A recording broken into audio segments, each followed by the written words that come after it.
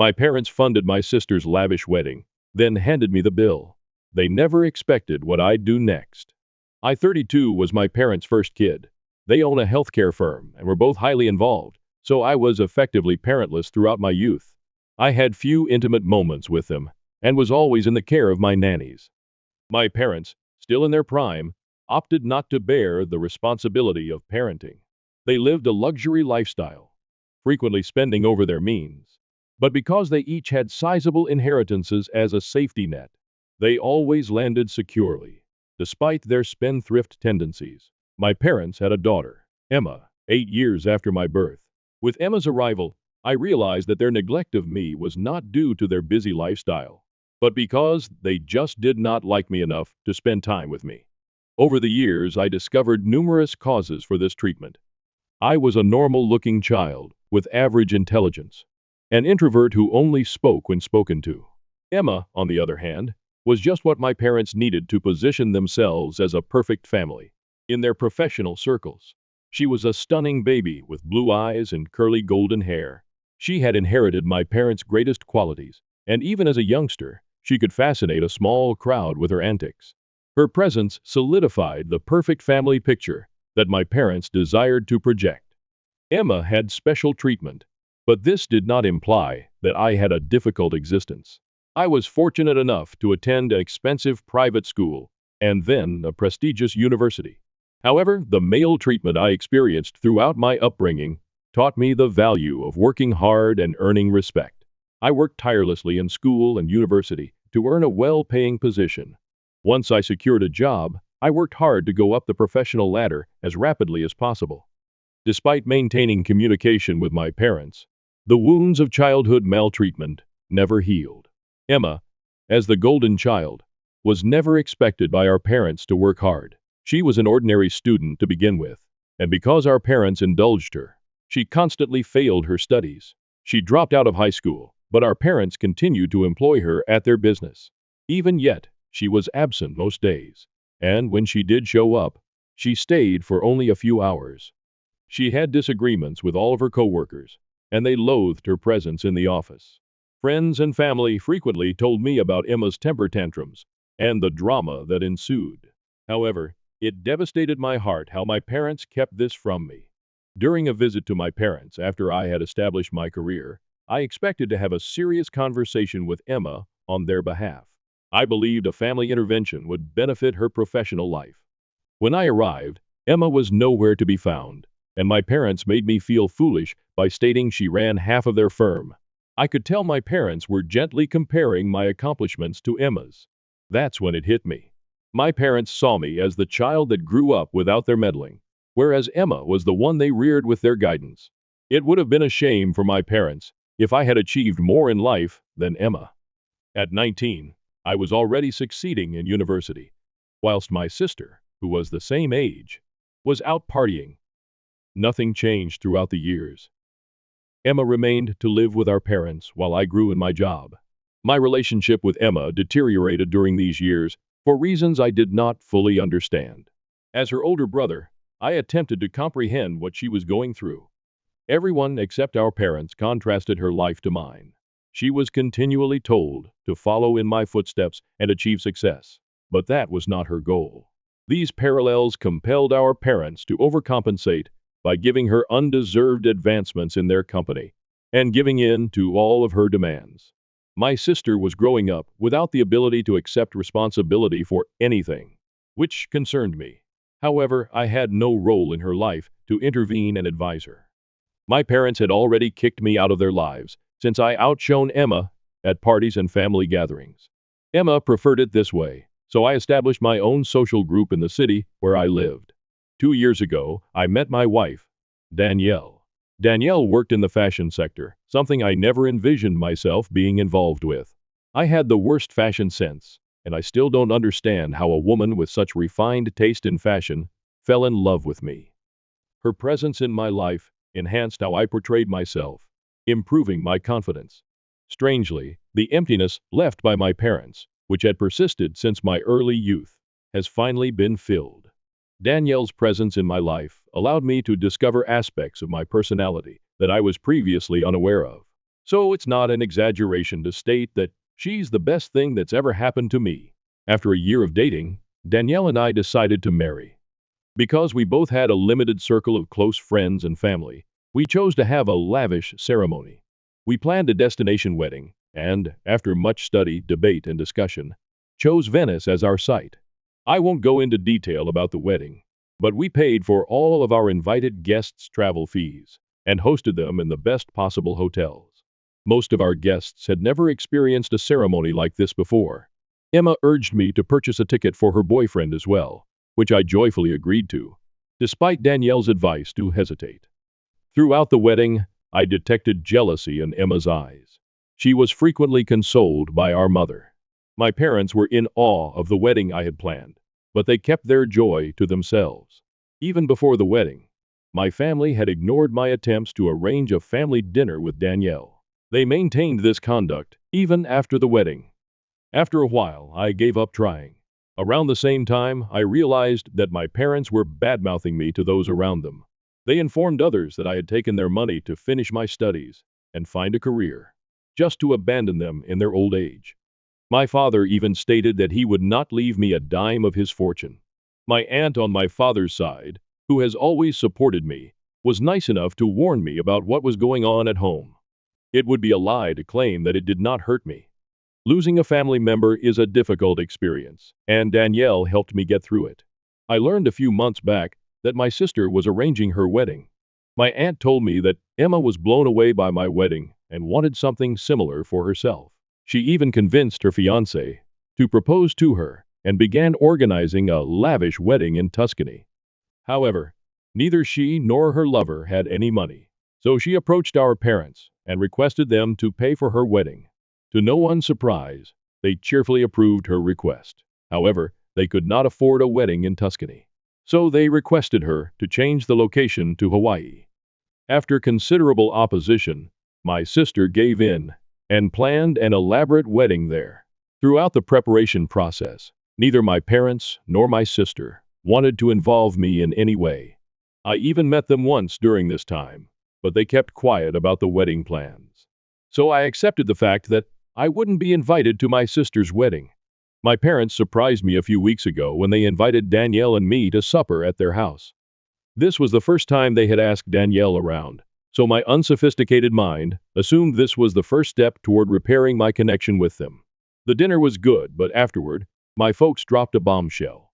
They informed me that they had incurred significant business losses and that an anticipated litigation loomed over their heads like the sword of Damocles.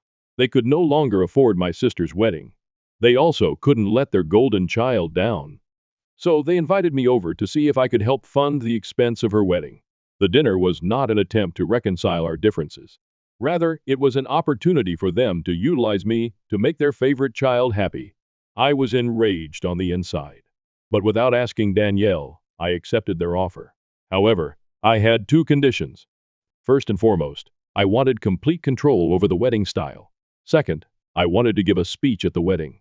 They were startled because I wasn't normally the one to offer speeches. They didn't care as long as I helped them maintain the prestige of their favorite child. Emma's wedding was far more crowded than my own.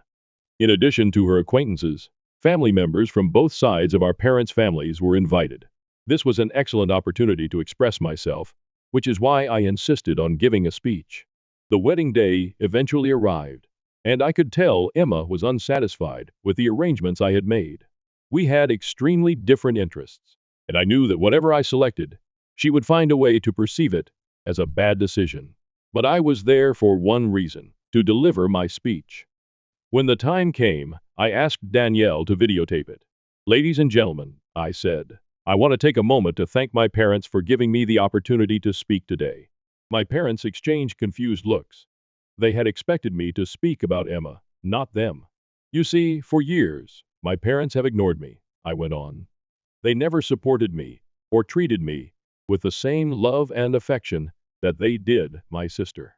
But now that they need anything from me, they creep back." As my remarks took effect, the room fell silent. My parents looked uncomfortable, and Emma appeared to be about to cry. "But I'm not bitter," I added, smiling. "In fact, I am grateful. You see, this wedding has given me the opportunity to demonstrate to my parents my success and accomplishments. And I must admit, it feels quite wonderful. I went on to give a speech about how my parents treated me differently, and how, despite all of my successes and accomplishments, it still hurts me. My parents sat quietly, their faces flushed with embarrassment. As I finished my speech, I approached my sister and hugged her. "I'm so happy for you," I said truly. "I hope you have a wonderful life with your husband." And with that, I left the reception with my wife, leaving my parents and sister behind. I drove back to my hotel room and sat here, satisfied. My parents have always portrayed themselves as the ideal parents, and this is a significant part of their reputation in our town. I'm glad I finally had the chance to tell everyone how I was genuinely handled. However, I feel a little awful about doing it during my sister's wedding. Am I the eight-hole for destroying my sister's wedding day by giving a speech on my parents' carelessness since childhood? Update 1. Emma entered my room shortly before midnight and hugged me tightly. She was crying, and I sobbed with her. Danielle moved out of the room to provide us some solitude. Emma told me she had never heard my side of the tale. She had always assumed that I remained aloof from my family because I desired to be. Our parents had made sarcastic remarks about me to her since she was a child, creating a terrible image of me in her mind. I apologize for ruining her wedding day. To my amazement, she was incredibly understanding, even saying that our parents deserved it. This is the most heartfelt talk I've had with my sister since she was born. Update 2. 1 week has passed. I had not met my father or mother before leaving Hawaii, but my mother called me today. She informed me that Emma had ceased speaking to my father. My speech made a significant impression on her, but my father viewed it confrontational and disrespectful. He chose to cut all relations with me. Emma ceased talking to him after she discovered the truth. My mother begged me to act in some way because the situation was causing her distress. Update 3. Yesterday, I did something inconceivable. I invited all of the family members to supper and let them discuss their differences. After feeling orphaned and lost for the previous 32 years, I suddenly feel like I'm leading a family. During supper, I discussed my differences with my dad. Though he was too stubborn to accept his shortcomings, I knew he recognized that he had not been a good parent to me. My mother apologized for not being present for me as a mother. I did not turn out badly, so there was no reason not to forgive her. By the end of the evening, I had ensured that the conflicts between my sister and my father were settled. It is odd to be involved in family matters, but my only concern is whether this will continue or not. Comment Ash. Your family is a bunch of rich a-holes who have been making money for generations and have no idea what to do with it. What's wrong with being raised by nannies when kids are abandoned on the streets? You were loved and cared for as a youngster, which is why you grew up to be successful and can now afford 2 expensive weddings consecutively. NTA. But you might have done this sooner, rather than being a doormat for so many years, hoping your family would learn from their mistakes and begin loving you properly. You should also learn to communicate more effectively, rather than waiting until the last minute to explode. My family always relied on me financially, but when I stopped helping, they turned me into the villain. After years of supporting my family, I was expelled and accused of being selfish.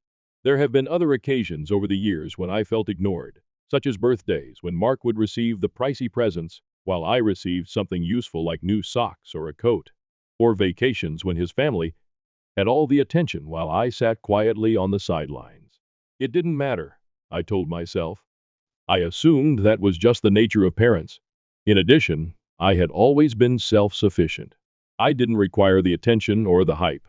Things changed even further once Mark married Becky and had his first son, Jason. Mark was suddenly more than simply the favorite. He was the one who brought us grandchildren. Now that they could proudly call themselves grandparents, my parents were ecstatic, feeling as though their lives had been completed. Though I couldn't help but feel a little invisible in my own family, I was also pleased for him. I dismissed it though, since family helps family, as I've always told myself. This is where it all began to go south. Mark lost his job at the conclusion of the previous year. His business was among the first to close when the small retail chain he worked for began closing its sights. It was awful. I was genuinely sorry for him. I recall Becky sobbing when she called my parents, concerned about how they would make ends meet on her meager part-time bakery salary. They were devastated to lose Mark's paycheck since, shocking as it may seem, he wasn't the best with money. However, my parents' solution was to ask him, Becky, and their 2 children to move in with them, rather than helping him come up with a practical strategy to get back on his feet. It may seem acceptable on paper. Family stays together through difficult times, and they have room. The space they so kindly offered was mine, and that was the problem. It took place on a Sunday evening. I had just returned from a lengthy work trip, fatigued, and all I wanted was a bed and a shower. I sensed something was wrong the moment I went through the door. At the kitchen table, my parents were waiting for me. Dad was silent as usual, tinkering with his watch, and Mom had her typical worried expression. "Sarah, honey, we need to talk," Mom remarked. Suddenly tense, I sat down after dropping my bag beside the door. Mother didn't mince words. "You know how hard things have been for your brother since he lost his job. He's got Becky and the kids to worry about, and they really don't have anywhere else to go." My heart sank. I could already see where this was going. Even though I knew the answer before I spoke, I nevertheless inquired, "So where are they going to stay?" Mom's smile was as if she had practiced it 100 times. "The basement suite is perfect for them. It's separate from the main house, so they'll have their privacy. Becky and the kids will be comfortable there." I glanced at her, attempting to take it all in. "Wait, my basement suite? Where am I supposed to go?" Dad spoke up at last, although in a hushed tone. "We've set up the hobby room for you. It's cozy. You'll have plenty of space." What I was hearing was unbelievable. It was a glorified closet, the hobby room. It housed Mom's sewing machine, containers of seasonal decorations, half-finished projects, and stacks of fabric. It wasn't a bedroom at all. In the hopes that this was some strange prank, I asked, "You're kidding, right?" Mom became defensive in her tone. "It's only temporary, Sarah. Besides, this is our house, and we need to make decisions that benefit the family as a whole. You'll be fine in the hobby room for now." It was the old-fashioned statement. "It's our house." I sat there in startled silence as the talk came to a close, and my parents congratulated themselves on their generosity and helpfulness. I was not a big argue. What was the purpose? I didn't like it, but Mark was moving in. Neither my comfort nor my space mattered. That evening, I packed up my laptop, clothes, and toiletries. I gazed at my tiny suite in the basement, which I had turned into my home in recent years. It was mine, even though it wasn't flawless. I had my favorite scented candles, comfortable blankets on the couch, and bookshelves full of literature. It was all being torn away from me now to make room for Mark and his family. They didn't even ask. Which was the worst part? It was determined for me as if my opinions were completely irrelevant, and there was no discussion, no family gathering, and no, "Sarah, how do you feel about this?" Not in the hobby room, not in a house where I was obviously only a supporting part in someone else's story. I knew by the next morning that I couldn't stay. I therefore devised a strategy. I reserved a reasonably priced, all-inclusive resort in the Florida Keys for the 2 weeks I had off in between job trips. It wasn't elegant, but it was less expensive than buying food and paying $1,600 for a property I no longer even lived in. It also included calm and tranquility, 2 things I really needed. My parents seemed uninterested in my plan when I informed them about it. The actual turmoil didn't start until I left, even though Mom responded, "Well, if that's what you need to do." My phone buzzed 2 days into my vacation at the resort. It was Mom's message. "Mom, hey Sarah, where's the money for rent and groceries this month? We're counting on it to help support Mark and the kids." Speechless, I gazed at the letter. She couldn't be serious, surely. When I gave her a call back, we had a conversation that went something like this. "Mom, I don't live there anymore. Why would I pay rent? Because we're still a family, Sarah. You know we're all in a bind right now, and Mark needs that space more than you do. But you gave away my space. I'm not even there." At that point, Dad called, his voice firmer than normal. "You can't just leave your family hanging like this. We raised you better than that. Talking to a wall was like that." They insisted on the same thing no matter what I said. I was self-centered. I was leaving my family behind. I also had a responsibility to Mark's troubles. Then Mark called and added his voice. Sarah, you don't understand. I have a family to take care of. You don't need the space like we do. I lost my temper. Mark, when you had your job, did you ever send mom and dad money to help out? No. You spent it all on yourself. So why am I supposed to bail you out now? That temporarily silenced him. I was trembling with rage by the time the call was over. I had been the one keeping everything together for years, taking care of my parents, making the payments, and being the responsible one. For what purpose? To be ejected from my personal space and accused of selfishness for standing my ground. I came to a realization at that point. This was no longer about supporting my family. It has to do with control. They betrayed me after I declined to play a part they had never asked me to play. Out of guilt, I sent mom $400 for food, but that was all. I would no longer continue to support their lives at the price of myself. I was unaware at the time that this was only the beginning. The whole family would be rocked by my determination to defend myself, and I would never have encountered such a strong reaction. After I refused to continue paying for a place I no longer occupied, things quickly fell apart. I had no idea how far my parents and the rest of my family would go to keep me in line. Even if I felt the guilt trip during that initial phone call was awful. The Florida Keys all-inclusive resort was meant to be my haven, a place where I could relax and get my mind straight. I wasn't spending $1,600 a month in a basement suite, from which I had been evicted, for once. Everything the first needed was there in the small bungalow I rented. Good meals, a view of the pool, and most importantly, tranquility. It was like a taste of freedom, something I had been longing for, but had not even understood. However, that tranquility was short-lived. My phone was constantly buzzing with missed calls and texts on the third day of my visit. Mom, Sarah, we're disappointed in you. This isn't what family does. Dad, it's not fair to leave us hanging like this. Are you only concerned with yourself, Mark? Every communication was like a kick to the gut. It was obvious that Mark had joined my parents' campaign to wear me down, since they were unrelenting. At first, I didn't respond to any of them.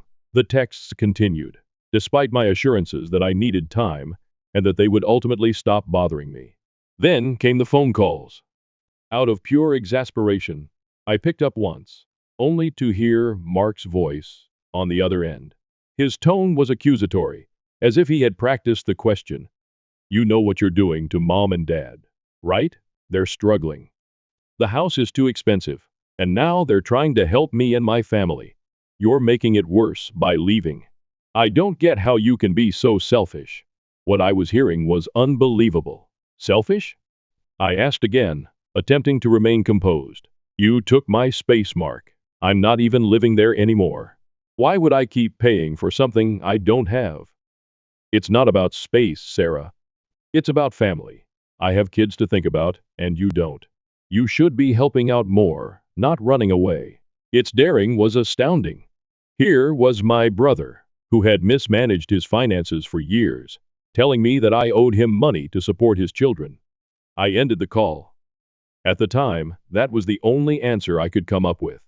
I was beginning to feel like I couldn't get out at the end of the week, even though my parents lived in Riverside, 1,000 miles away. Their comments followed me everywhere. There was a new message waiting for me each time I looked at my phone. The tone fluctuated, at times expressing rage, guilt, or an odd mix of the two. Mom, Sarah, think of Jason and the kids. They're just little boys. Do you really want them to suffer because you're being stubborn? Dad, you owe it to us. We took care of you when you were younger. Now it's your turn. Mark, you'll regret this when the kids remember how their aunt turned her back on them. Nor were the texts the only thing. My extended family became interested. I began receiving calls from relatives I hardly knew, Uncle Gary, Aunt Linda, and others I hadn't spoken to in years. Aunt Linda? Sarah, honey, she said on a single call. I'm sure you don't mean to upset your parents like this.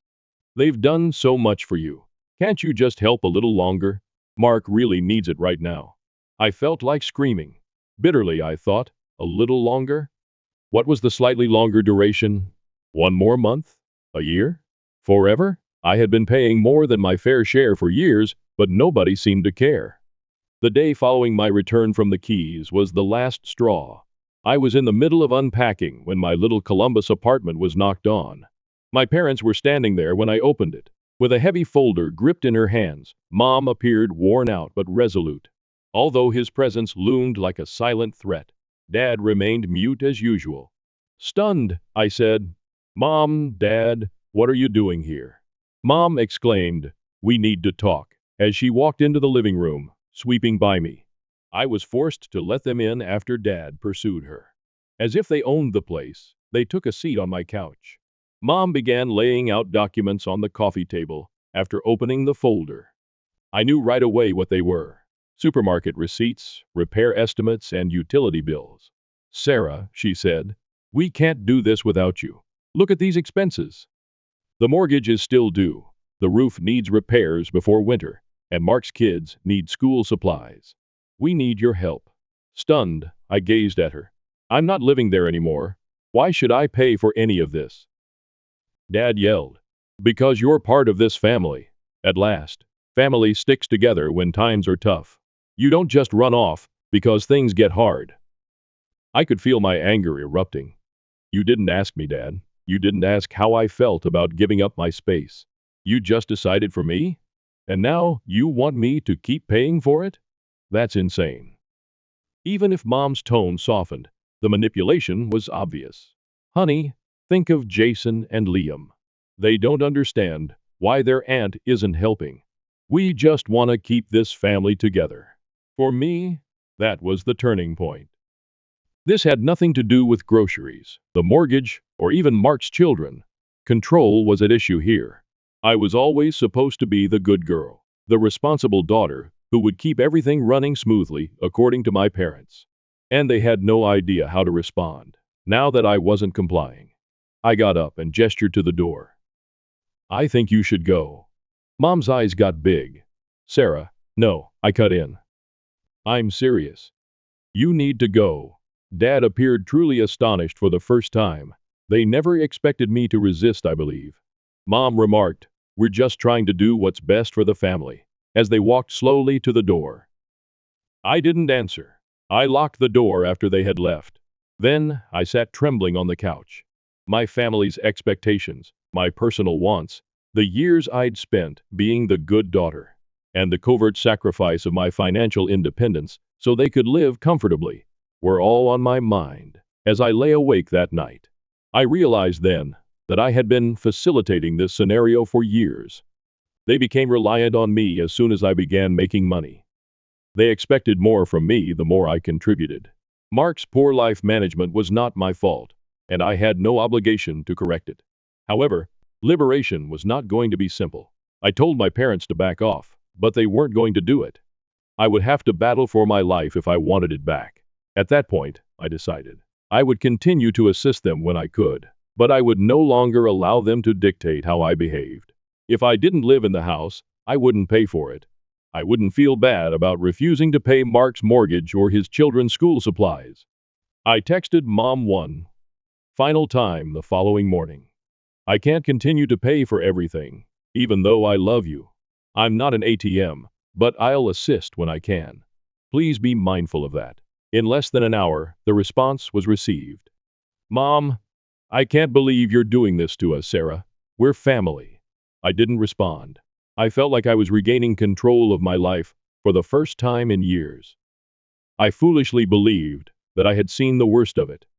That perhaps, just perhaps, they would give me some breathing room after my parents' surprise visit and the onslaught of guilt-tripping texts. I was mistaken. In my family, it turns out that advocating for yourself is the same as declaring war. It creates a full-fledged tsunami rather than simply a ripple. The next stage of this conflict was a virtual family gathering, where everyone with a phone and an opinion had a front-row ticket to my crucifixion in typical Evans family manner. An email was the first step. "Mom, Sarah, we've scheduled a family meeting for this Sunday at 3 p.m. It's important. Your aunts, uncles, and cousins will be there, Please don't miss it. Of all the passive-aggressive things I had ever read, that please, was it a meeting with the entire family? It was unbelievable to me. Was it really their intention to humiliate me by gathering the whole extended family? Did they believe that I might be fixed in some way by a mass ambush? I nearly forgot to log in. I considered completely disregarding it and letting them all shout into space, but I knew deep down that doing so would only serve to strengthen their story. Sarah's avoiding us because she knows she's wrong. I therefore set an alarm for 2:55 p.m. with a terrible feeling in my stomach and joined the video conference. My parents, Brother Mark, Aunt Linda, Uncle Gary, Cousin Rachel, and a few more relatives, who only ever showed up at weddings and Christmas dinners, were all present when the screen loaded. I glanced at the squares on the screen, and I could tell from the reticent looks that I was going to be put to the death. The first person to speak was Mom, and she wasted no time in doing so. Her voice was filled with fake concern, as if I were a lost child, rather than an adult who dared to put herself first. Sarah, we're all here because we're concerned about you and the decisions you've been making lately. I remained quiet as they planned their speech. The next 30 minutes were a haze of guilt-tripping and accusations from all sides of the screen. Aunt Linda's response, Sarah, we're all family here. You can't just turn your back when people are struggling. Mark and the kids need support right now. We all pitch in when times are tough. Uncle Gary says, your parents have done everything for you. Now, when it's your turn to step up, you're acting like it's too much to ask. Family comes first. Aunt Rachel, I want to be independent, but you don't just cut off your family. That's not how we were raised. Naturally, Mark then added his voice. Do you know how hard it is for Becky and me right now? The kids don't understand why their aunt suddenly doesn't care about them. Jason asked me the other day why you don't want to see them anymore. What am I supposed to tell him? It was a powerful blow. Although I adore my nephews, Mark was well aware of his actions. He was using them as a weapon against me, manipulating the circumstances to paint me as a cold-blooded monster. After what seemed like hours, they finally gave me the opportunity to speak. Despite my trembling palms, I inhaled deeply and unmuted myself. Look, I remarked, attempting to maintain a steady tone. I love this family. I do. And I've been helping for years. Paying rent, paying for groceries, doing whatever I could to keep things running. But this is too much. Mom's expression tightened, but I persisted. I'm not living at home anymore. You gave my space away without even asking me. And now you're expecting me to keep paying for it. That's not fair. You're all acting like I'm abandoning you. But I'm just trying to take care of myself for once. There was silence in the room. I wasn't done yet, but I could see Mom shaking her head and getting ready to respond. Mark, I uttered while looking straight at his video square. You're my brother, and I care about you, but you've never been responsible with your money. When you had a job, did you send money to Mom and Dad to help out? No, you spent it on yourself. And now, when you're in trouble, suddenly I'm the bad guy for not bailing you out. Despite his hot face, Mark remained silent. I added, and the rest of you, as I turned to face my extended family. Where were you when I was the one keeping everything afloat? None of you had anything to say when I was paying $1,600 a month for a basement suite. I only lived in half the time. But the second I draw a boundary, suddenly I'm selfish. The ensuing hush was deafening. Uncle Gary was frowning. Aunt Linda was scandalized. And my mother was about to cry. Dad refused to look into my eyes as he sat there with his arms folded. Mom finally said something. Sarah, we just don't understand why you're acting like this. This isn't like you. That was it, the last straw. I didn't wait for an answer before saying, this is me, Mom. I'm just not the doormat you've gotten used to. With a gratifying thump, I closed my laptop after selecting Leave Meeting. The text began right away. Mother, you didn't have to humiliate us like that. Sarah said, we were trying to have a conversation. Mark said, you've changed. I hope you're happy leaving your family behind. Aunt Linda said, I can't believe how disrespectful you were to your parents. I disregarded them all. I no longer owed them an explanation. But despite my sense of justification, I was powerless to stop the guilt from eating at me. I had always been the good girl, the responsible daughter who never got into trouble, growing up. It felt strange to stand up for myself, like if I were violating some holy family law. I sat with a glass of wine on my couch that evening and tried to take it all in.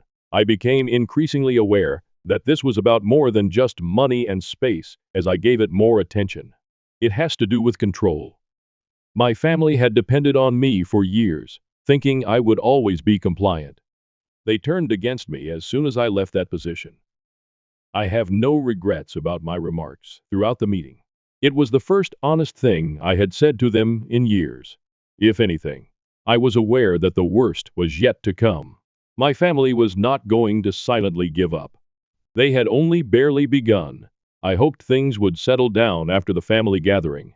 Perhaps I was naive, but I believed that perhaps the surprise of my at last defending myself would cause them to back off, give me room, give themselves time to think. I was mistaken. My refusal to back down simply made things more heated, if anything. I felt as though I had prodded the bear, and it was now using all of its strength to claw back. Boundaries were not something my family respected. They viewed them as obstacles to be surmounted. The attempts to pull me back into the fold were blatantly intrusive. The manipulation became more daring, and the guilt trips became more acute. It took place a few days following the family gathering. My coworker Sam stopped by my office as I was finishing up a customer report. "Hey, Sarah. Some woman called reception asking for you and said she was your mom. She left a message with Emily, but I think you should hear it." I felt sick to my stomach. Emily gave me a sticky note while wearing a perplexed expression, and I followed him to reception. The message said, "This is Sarah's mother, Nancy Evans. We're going through a difficult moment, and I need to talk to her about some pressing family issues that may be interfering with her ability to concentrate at work. Please urge her to take the initiative. Thank you." I froze, looking at the message as if it were about to burn in my palms. My mother had contacted my place of employment, my workplace, not to see how I was doing, nor because of an emergency, but to leave a note implying that I wasn't doing my share to support the family. I was embarrassed, enraged. I crumpled up the message, my face burning. Sam smiled awkwardly at me. "Everything okay?" I gave a rigid nod. "Yeah, it's fine. Just family stuff." However, it wasn't good. As soon as I got home that night, I called my mother. "Why would you call my work, Mom? That's completely out of line." She sounded angry, as if I were the one who was being unfair. "I had to get your attention somehow." "You're not listening to us, Sarah. Maybe hearing it from someone at work will help you see how serious this is." What I was hearing was unbelievable. "My work has nothing to do with you or Mark or your bills. You can't drag my professional life into this." Mom didn't think twice. "We're your family. We come first. You need to start acting like it." "No," I firmly answered. "I don't. I need you to respect my boundaries, and I need you to leave my job out of this limits." She laughed. "This isn't about boundaries, Sarah. This is about family loyalty. You're abandoning us, and you don't even see it." I ended the call. Arguments were pointless. Nothing I said would convince my mother to change her story because she was so engrossed in it. When I woke up the following day, I was inundated with alerts. I knew who it was without even looking at my phone. My brother Mark had indeed made a Facebook post. His initial post was ambiguous, just enough to evoke pity without providing specifics. Mark Evans. "You discover your true family during difficult times. When it's inconvenient for them, some people lose track of their origins. Even though we're trying our hardest, it's difficult when some folks refuse to help." The comments came flooding in. "Mark, keep going. You're capable. Family is the most important thing. One day, whoever is disappointing you will come to repent it. Toxic people are not necessary in your life. Pay attention to your lovely family." But the best part was when Mark himself sent out a direct message. "Mark, Jason is constantly inquiring as to why you no longer come. Are you okay with me telling him that his aunt doesn't give a damn about him?" I sat there looking at my phone, feeling both angry and sad. Knowing how much I loved Mark's children, I detested the way he used them as a weapon against me. However, I was also aware that this was typical Mark behavior: play the victim, elicit pity, and paint me as the bad guy. I declined to respond. I refused to play his game. My parents were bound to try something different eventually.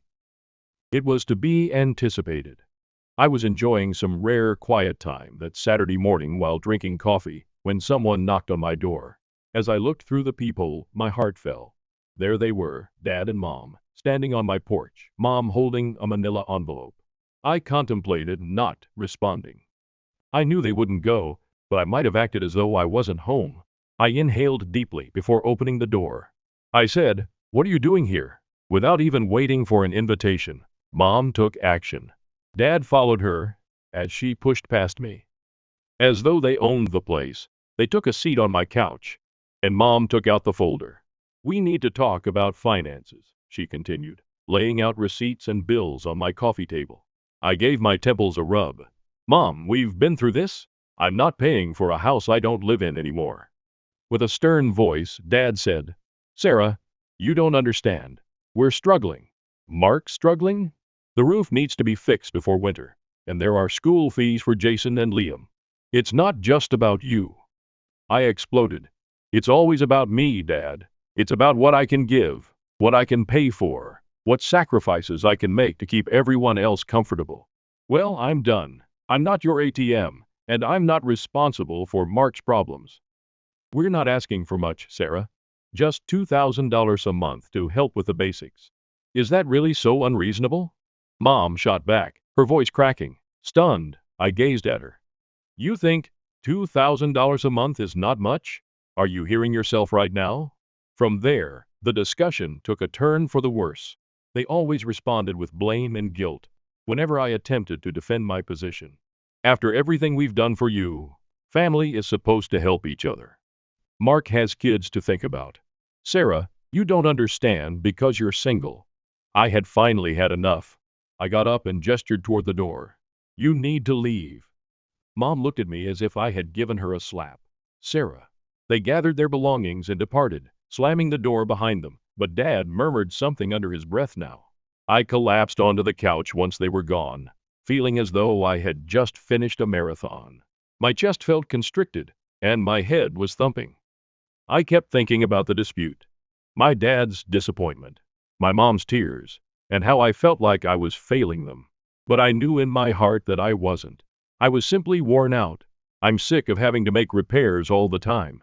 I'm fed up with being the good daughter who gave up everything for different people. I was in a trance for the remainder of the day, oscillating between melancholy and anger. I was starting to feel the effects of the pressure, guilt, and relentless manipulation. I understood for the first time that this was more than a passing dispute. Unless I broke it, this loop would continue indefinitely. I vowed to myself as I laid in bed that night, I would not allow them to pull me back in. I would not back down no matter how much they tried to guilt me or how hard they pushed me. Stopping being their crotch was something I owed to myself. But they weren't finished yet, as I would soon discover. By no means. Upon my parents' unexpected arrival and their ridiculous demand for $2,000 per month, I believed I had seen every trick in the book. I believed I was at last ready for their guilt trips and emotional blackmail. I convinced myself that if I stood my ground, they would back off. Those who thrive on control, however, have a tendency to persevere. They get more intense. The following week felt like a pressure cooker. In little time at all, my parents quickly spread the word about their egotistical daughter leaving them when they needed her most. It wasn't until I began receiving calls and texts from relatives I hadn't spoken to in years that I realized how far they had gone. First, it was my Uncle Gary once more, who always managed to keep the peace in the family. "Uncle Gary," he said, "Sarah, your mom called me crying. She's heartbroken about everything that's happening. I get that you're upset, but can't you just compromise a little? Family is more important than pride." I tightened my jaw as I gazed at my phone. How did pride enter into this? Was it prideful to spend half the month living out of a suitcase and not want to pay someone else's mortgage? My cousin Rachel, who enjoys pushing her nose where it doesn't belong, then sent me a note.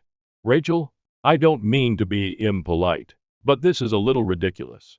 Are you simply allowing your brother and his children to suffer, Sarah? It's chilly. I didn't believe you were that way.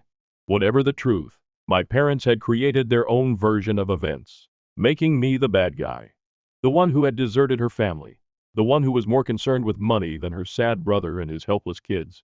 And they made me the black sheep overnight. And it worked. Naturally, my brother Mark seized the opportunity to stoke the fires, posting more frequently and sharply on social media. Some people say they care about family, but when times get tough, they're nowhere to be found. Mark wrote on Facebook, "Even if it means bearing this burden alone, I'll stop at nothing to ensure my children are happy." My phone buzzed with a notice from a group chat that my cousins and I were sharing, and I chose to ignore it until Rachel shared a screenshot of Mark's most recent message, adding, "Yikes. He's talking about you, isn't he?" His friends and random acquaintances flooded the comments with sympathy and encouragement, but no one knew the truth, and Mark didn't care. The humiliation was unbearable to me.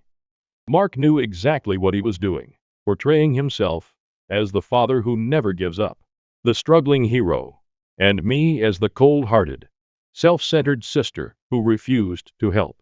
My mother crossed another line just when I thought things couldn't get any worse. On Tuesday morning, I was in the middle of a conference call when my employer, Tom, knocked on my office door. Tom was uneasy. "May I speak with you for a moment, Sarah?" Dread gripped my gut as I nodded and muted my phone. And Tom shut the door behind him and took a seat across from me. "Your mom called the office again," he added with care. "She didn't speak to me directly, but she left a message with reception." My face flushed with shame. "I'm really sorry. I'll take care of it." "It's okay," Tom said, raising his hand. "Family matters come up. I wanted to make sure that everything was well." "Please let me know if you require time off for whatever reason," I answered sharply. "There's nothing going on." And I detested the fact that my mother had brought my work life into her mess. "I'll make sure it doesn't happen again," I continued. My work was the one place I'd managed to keep apart from my family's craziness, and now she was invading it too. Tom nodded and walked away, but the damage was done. I felt ashamed and remained at my desk for a long time, staring blankly at my computer screen. How did she? My parents were trying harder. My brother was using his children as weapons, and the rest of the family had taken sides. By the end of the week, I was emotionally spent. The texts, phone calls, and gossip felt unrelenting, and I couldn't go a day without someone attempting to manipulate or guilt-trip me back into submission. I had just finished cleaning my apartment on a Saturday afternoon when I heard a knock on the door. I knew immediately who it was without even looking through the peephole, so I opened it to find Mark standing there with his arms crossed and a frown on his face. This was the last straw. "What are you doing here, Mark?" I inquired. He didn't waste time making small talk. "Sarah, we must speak. This has continued for too long." I stopped the doorway by crossing my arms. "No, Mark. There's no need for conversation. You must go." He raised his voice and screamed, "You don't get to just walk away from your family." Jason and Liam couldn't comprehend why their aunt no longer cared about them. "Mom and Dad are losing their hearts because of you. You're shattering mine." Something broke inside of me. "I'm not the one who left Mark. You did that because you believed that I owed you something simply because I put in more effort and made wiser decisions, and that I should clean up your mess. I finished carrying you." For once, Mark had no rebuttal, and appeared astonished, as if no one had ever spoken to him in that manner. "Go home, Mark," I murmured softly. "Nurse your own family. I'm finished." When I heard his footsteps departing, I felt a wave of tiredness slam over me. I stood there, trembling for a second, half expecting him to knock again or yell through the door, but he didn't. My family wasn't just requesting assistance, they felt entitled to it. My money, my time, my life. And when I dared to refuse, they made it their mission to punish me for it. I sat on my couch that night and stared at the wall, thinking about everything that had happened over the past few months, including the eviction from my basement suite, the incessant guilt trips, the invasion of my workplace, and the lies Mark spread online. At that moment, I understood that I had two options. I could either walk away from this losing war or continue to fight it. One of the few people who had supported me during this ordeal was my buddy Jessica, whom I called the following morning. "Jess, I'm moving," I declared. "Where are you moving?" "I'm not sure yet. Outside the state. A long way off. I require a new beginning." Without hesitation, Jessica said, "Good. You're worthy. Sarah, do it for you." I put the pieces in motion over the course of the following 2 weeks, applying for a job transfer within my organization and beginning my search for apartments in Charlotte, North Carolina, a city I had always wanted to visit because it was close enough to provide me with space without making me feel like I was running away. I placed a brief letter on the kitchen table at my previous residence on the day I packed up my car and left Columbus. But I kept it a secret from both Mark and my parents. I can't continue living this way, even though I love you. One day, I hope you'll understand. I don't know if they ever will. As I drove down the highway toward Charlotte, I experienced a strange range of emotions, including relief, anger for the way my family treated me, and grief for the family I had to leave behind. For the first time in years, I felt free. Free from obligations that weren't mine, free from guilt, and free to start over. The kilometers behind me made it clear to me that I was choosing myself, and for once, that was sufficient rather than fleeing.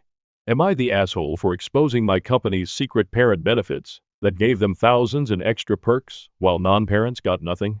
Original post. I work for an organization that prides itself on being generous and flexible to parents. I fully support that, despite the usual gripes among the childless employees you might imagine. E.g., we are asked to work more weekends and nights. A colleague of mine, a parent, is leaving the org and invited me to coffee. I thought it was just to have a farewell chat, but it turns out they feel that the difference in parent versus non-parent benefits is so drastic they don't feel right leaving without telling someone. They let me know how stark the difference is, and it's way beyond anything I've seen before. It turns out, parents in my org are offered, when they are hired or become parents, a special benefits package called family benefits. This is not in any paperwork I have access to, including my onboarding work and employee handbook, and those who partake are asked to not share information about it with non-parents, so ostensibly to avoid any tension with childless employees. But the real reason is far more clear. It's because they don't want us to know how bad the difference is. The family package includes 10 extra days of PTO, 3 sick, 2 personal, 5 vacation. We have access to specific facilities, gym, pool, etc., and the full benefits package gives free gym membership and swim lessons to you, your spouse, and your children. I can only get those at a 50% discount, and my spouse gets no discount at all. Officially, we're a 1 remote day a week organization. Those with children are allowed to be remote anytime schools are out. This includes staff members whose kids aren't school age yet, and the entire summer. We have several weekend evening events we volunteer for, where volunteering gives you comp time. If you're a parent who volunteers and calls out day of due to childcare, you still get your comp day. As you might imagine, every event usually has about 25 to 30 people call out due to childcare. If the special event is child-focused, parents are exempt from volunteering and can attend with their family as guests, and they still get comp time. There's an affiliate discount program that includes discounts to major businesses, not offered to child-free employees, not just child-specific businesses, but movie theaters, ride-sharing apps, and chain stores. We get a card we can add pre-tax commuting funds to. But parents in this program get a bonus of $100 a month. We get retirement matching up to 2.5%, but parents get up to 5%. If you need to leave to pick up kids from school, you don't have to work once you get home. As you might imagine, when given written permission to pass tasks off to others and log off at 2:30 p.m., almost everyone does. All told, my colleague estimates that as a parent of 2 children, they saved upwards of $18 worth a year in benefits that are not available to me, in addition to the non-monetary benefits, like time saved not having to commute. Anytime schools are out, Basically free comp time. I'm all for flexibility for parents, but knowing that my organization is secretly giving parents this volume of bonus benefits has me feeling disgusted at my org and disappointed in my colleagues who have kept it quiet. How do I approach this? Do I reach out to HR? Do I pretend it never happened and move forward? Is this even legal? I'm already planning to leave and was considering telling my fellow child-free colleagues before I left, but right now, I'm just feeling so lost. Update. Thanks to you and everyone in the comments for, before anything else, validating my opinions that this is bananas. A few notes. TN answers. The child-free staff obviously noticed a lot of these things. Most of them, even. We just didn't assume our organization supervisors are running a secret benefits club, because that would be insane, right? To give some examples, most colleagues with kids made one weekly appearance in the office during the summer. So we attributed the extra remote days to their managers being nice, not a formal policy exemption. We'd see coworkers attend events as guests and loved when they believed in our events enough to bring their families. But we didn't know they still got comp time. Honestly, the only people who took 100% advantage of every perk offered, no questions asked, were independently known to be ash hats. My favorite example, my boss is universally loathed in the office. They're the kind of person who emails you projects on Saturday night, texts you about it on Sunday morning, then yells at you if it's not done Monday morning before they hand me all their work to leave the office at 2 p.m. The office has lovingly nicknamed them NWC, or No White Clothes, because you'll never see them in the office between Memorial Day and Labor Day. Someone in the comments questioned how the child-free managers felt about this, and it helped me realize that every single person in the C-suite and director level had kids, as did probably 2/3 of the manager level. Most of the managers who didn't have kids living with them were older empty nesters who did have kids under their roof at one point too. I honestly couldn't think of a single parent who didn't report to another parent. But I doubt that had anything to do with these policies. Rolls eyes as high as possible. I should say, that didn't impact who did or didn't get promoted into certain roles. Parents and non-parents alike were deservedly hired or promoted from within. It did obviously impact which supervisor was assigned to which person. Yes, apparently if you have your first child while working there, you then get told about the expanded benefits packages to accommodate your new family. It seems the colleagues are so pleasantly surprised at all the benefits, they aren't retroactively angry. Or maybe they are and feel it's better to keep the secret. We do have a small, understaffed HR department. One person who is basically the liaison between us and a PEO for benefits and payroll, and a director who mostly does interviews and handles complaints. Both parents. To try and fix this, especially because I had been regularly interviewing to leave and didn't want to do it alone in the event I got a new job and left it behind. I spoke to some trusted colleagues. One, a parent, and two child-free. The colleague who was a parent, I also learned, had joined as a parent and was not given a big, don't tell the others speech. It was just suggested they have discretion around benefits, so we don't let money get in the way of teamwork. The two child-free colleagues had no idea about this and were enraged. The four of us met and, the Monday after your answer, put together some language and emailed our HR department and managers to outline that we knew about the benefits differences and were 100% prepared to publicly share with the full organization and an employment lawyer if they did not work to balance out the benefits, or at least publicize the differences, so non-parents can choose whether or not they want to work here. I got a response that they'd be looking into it, and suddenly a number of directors and managers, including my boss, the C-suite, HR, and some board members were meeting for hours at a time that week. That Friday, an email went out that basically said benefits would be changing to match the changing needs of our organization. However, it didn't acknowledge previous differences. Generally, it meant that non-parents got the extra time off. Comp days are only given if you complete a volunteer shift, and we would have a universal in-office day of Wednesday during the summers, but be remote the other 4 days. However, some benefits weren't changing. You were still only eligible for family gym memberships if you had kids. There is no couples membership at organization, so non-families were just Saul. Leaving early without taking PTO was only for school pickups, and no announced change to our retirement benefits. If we were not happy with the response, we weren't. My colleagues and I were planning to tell everyone, but we didn't even have to. Sadly, I missed this while out of town for a wedding. But apparently, a parent in the office got this email just before entering a Zoom. He didn't realize there were some non-parents already logged on, and said out loud to another parent, something along the lines of, "Did anyone else see this? I don't get it. It's just our benefit, but now I have to be in on Wednesdays." Cue the questions. Cue the firestorm. Cue everyone being told to log off and go home at noon on a Friday. Since then, multiple people have quit out of pure rage, including some parents who were also told to have discretion and were disgusted with the org. The C-level exec who originally spearheaded these benefits resigned, and all the non-parents have collectively agreed to refuse to go in the office until everything is more equal. Almost every benefit that was given to parents will now be offered org-wide. They are even creating a couples gym membership. But, interestingly, they have not touched the one thing that seemed to rile up the comments section the most: retirement matching.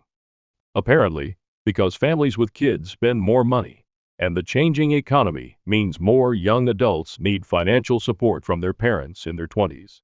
Parents need more money in retirement to make up for it. This is a sticking point the non-parents are really fighting against, and the org seems to be adamant they won't budge on. Lucky for me, the reason I'm not joining them in that good fight is that I'm writing this having submitted my 2 weeks, found an interesting new job, and used your advice on interviews and in negotiations, and submitted my notice. There was still some drama. My aforementioned asshat boss, NWC, responded by taking multiple projects away from my fellow non-parents, saying they can't do it while on their remote strike, and assigning them to me when 120 hours of group work to be done alone in 10 working days. Extra lucky for me, I have a family member and a college friend who are both employment lawyers. They helped me craft an email saying that because I've been assigned an unreasonable amount of work on an impossible timeline after being a whistleblower for the benefits issue, I could and would sue for retaliation. An hour later, I got a call from HR letting me know that my work had been reassigned, and that once I'd finished editing an exit doc for my successor, I could log off permanently and still be paid for the full notice period and get my vacation payouts. Currently basking in the glow of paid fun employment. When I'm done writing this, my wife and I are going to get drinks and lunch at 2 in the afternoon on a Tuesday. Thanks again to the comments for the suggestions and making me feel less like a bewildered baboon. And to you for your sage advice with this question and so many others. I'm aware of my privilege in having understanding colleagues and literally being able to text 2 employment lawyers and get good pro bono advice within a day. Not everyone has that. So thank you for providing the resource. Am I the asshole for not trusting my girlfriend after she intentionally caused a miscarriage and lied about it for attention? Original post. I 28 million have been dating my girlfriend, 26 million, for 4 years. She has told me she always wanted children. We just didn't actively try for one though. I never pressured her into having a baby. It was more so her idea. I make enough and we own a home, so having a baby is something we can do. So to clarify, I'm not mad at her for this. I'm extremely concerned, and I feel like everything she has said about her wanting a baby was a lie. Abortion is also legal up to 21 weeks of pregnancy in our state. So she told me she was pregnant. She was having symptoms and took a test. She was happy about it and excited. I was happy as well and offered to make an appointment for her. We both went together and she was 6 weeks pregnant. We have been planning. She even told her friends and family.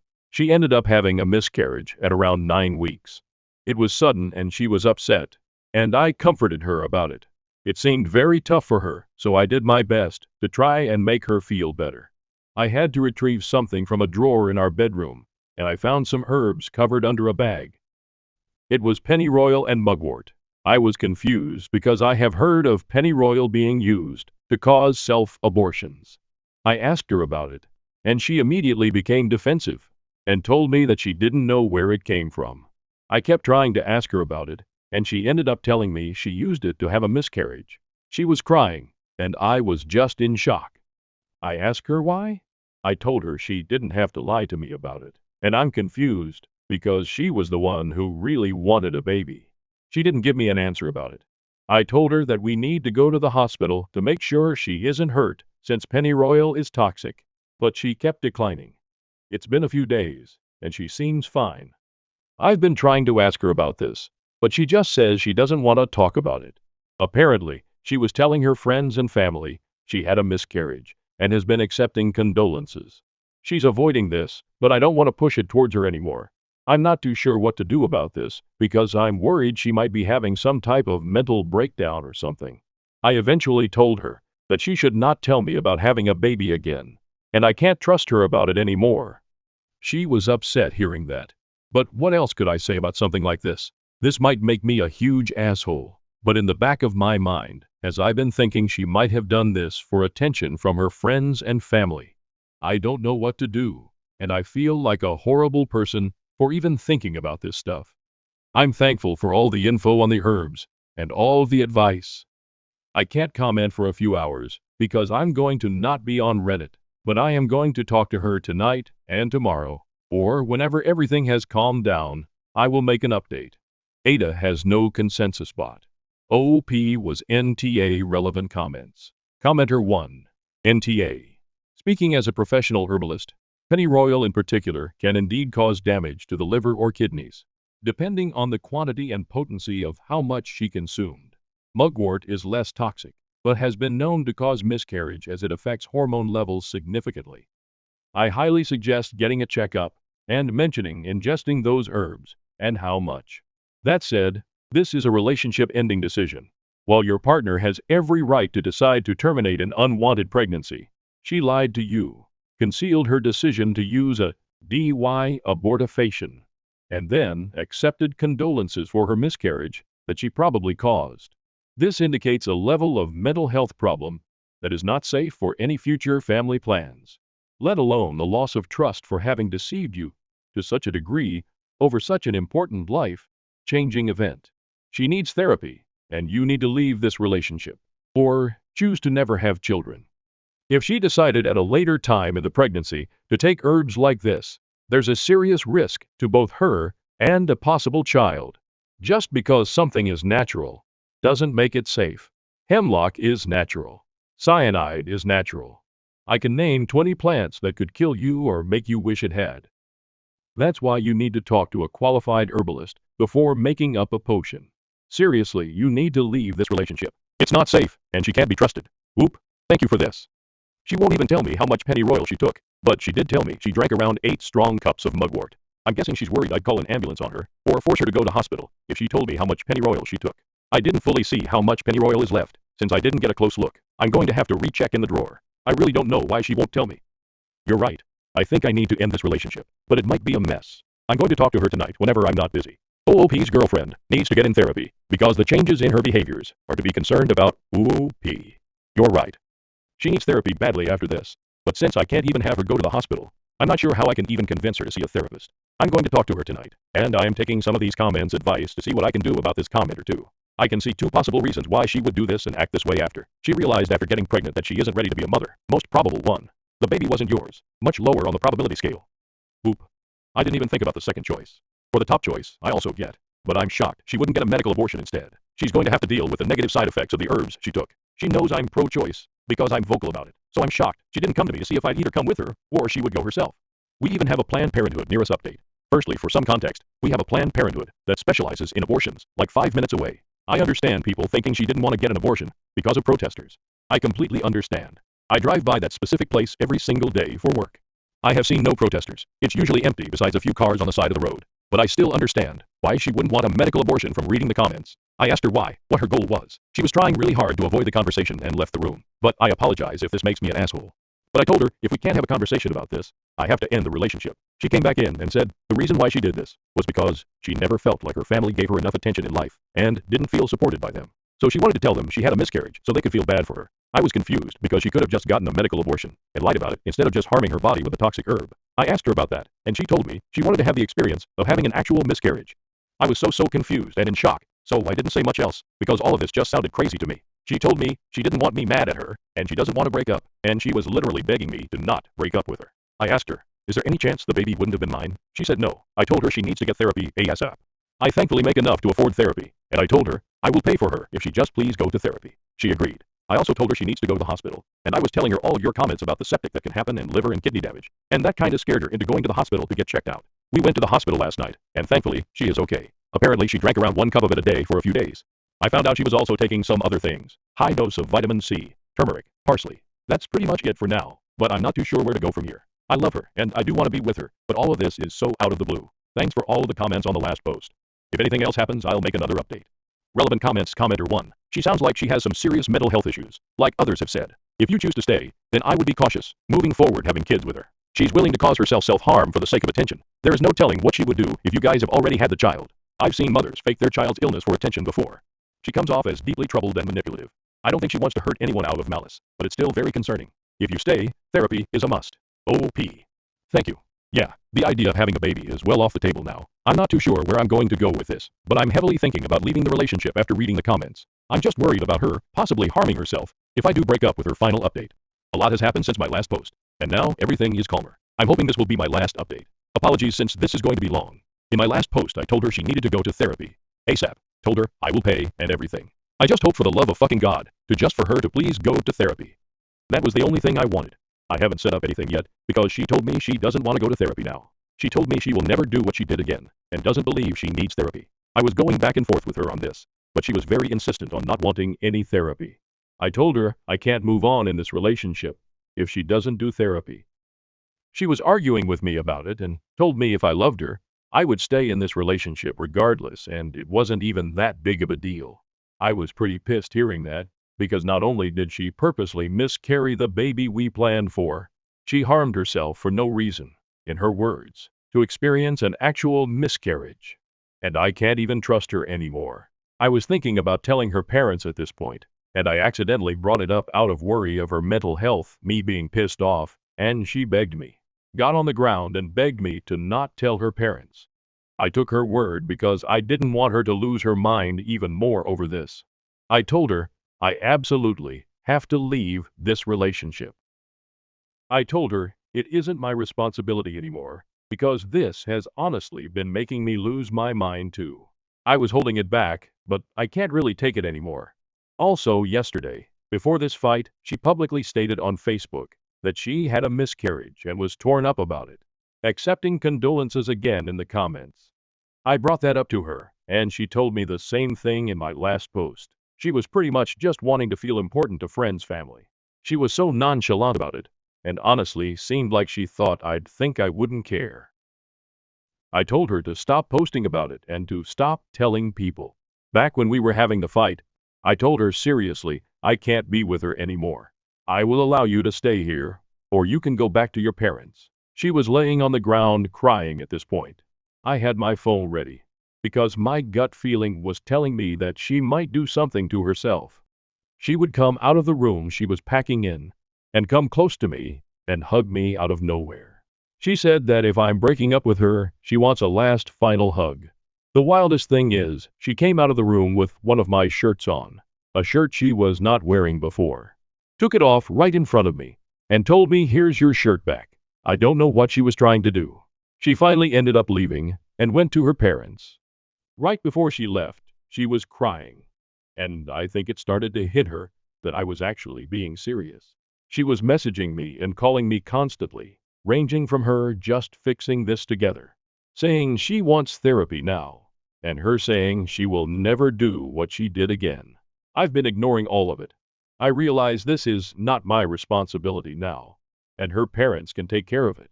Like what my worry has been apparently, she did try to harm herself. Her mom messaged me about it. She said that her daughter is at the hospital, and I'm assuming now that she tried to kill herself. She is physically fine. That is the last of it, and I'm thinking this will be my last update. I am not going back to her, and I'm going to try and stop thinking about all of this, and get a good lock for my door. Thanks for all the advice on the last post edit. I am telling her parents now. If anything happens, I will just update it here edit too. I ended up telling her parents. I had messages relating to this between me and her. Took photos of the herbs she used. Told them everything. Thankfully, they didn't accuse me or do anything drastic and thanked me for telling them. They said they will tell the hospital what I told them. Not too sure what's going on at the moment or what's going to happen after, since she is being held right now. I will update this if anything else happens. Relevant comments. Commenter 1. I'm glad you pulled yourself out of the relationship because she is not healthy mentally. I do suggest talking to her parents to make sure they get her some real help. Her actions were really messed up. Oh, I'm thinking about telling her parents very soon. I didn't before because I didn't know if it would have been a good idea since they're the pro-life type. I understand she's not my responsibility anymore, but I don't want someone that is going through a mental break to go through even more. Commenter 2. You're not the asshole. It sounds like you've been carrying the weight of a situation far beyond what most people could handle. And you did your best to set healthy boundaries while ensuring her safety by informing her parents. Her refusal to seek therapy, manipulative behavior, and the way she handled the miscarriage, both physically and emotionally, show serious red flags that you're right to step away from. Her mental health is not your responsibility, especially when she refuses help. You've done the right thing by involving her parents, and now you need to focus on your own well-being. Stay firm in your decision, and don't let guilt pull you back into a situation that's unhealthy for both of you.